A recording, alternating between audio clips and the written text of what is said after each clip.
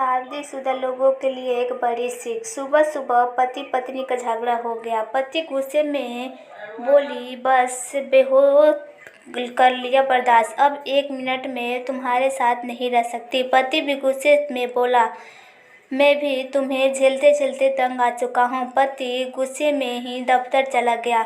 पत्नी ने अपनी माँ को फ़ोन किया और बताया कि वो सब कुछ छोड़ छाड़ कर बच्चे समेत मायके आ रही है। अब और ज़्यादा नहीं रह सकती इस नरक में। माँ ने कहा, बेटी बहू बनकर आराम से वहीं रह ले। तेरी बड़ी बहन भी अपने पति से लड़कर आई थी और इसी जिद में तलाक लेकर बैठी हुई है। और अब से तेरी भाभी के ताने सुन रही हूँ मैं। अब तूने भी वही ड्रामा शुरू कर दिया है। खबरदार, जो तूने इधर कदम रखा तो अपने पति से समझौता कर, वो इतना भी बुरा नहीं है। माँ ने सख्ती से लाड झड़ी दिखाई। वो बेटी को होश ठिकाने आ गए और वो फुट फुट को रोने लगी। जब रो कर थक गई तो दिल हल्का हो चुका था।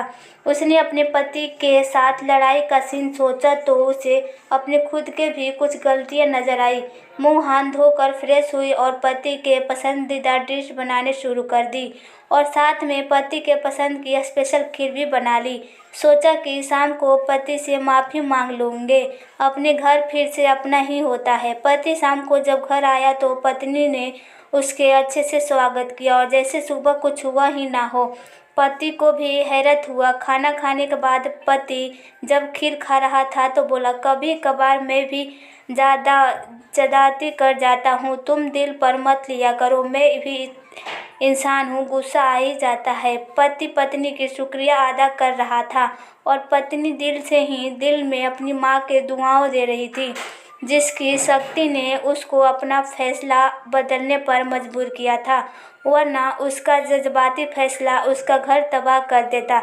यदि माँ बाप अपनी शादीशुदा बेटी की हर नाजायज़ बात की सपोर्ट करना बंद कर दे तो रिश्ते बिगड़ने से बच जाते हैं।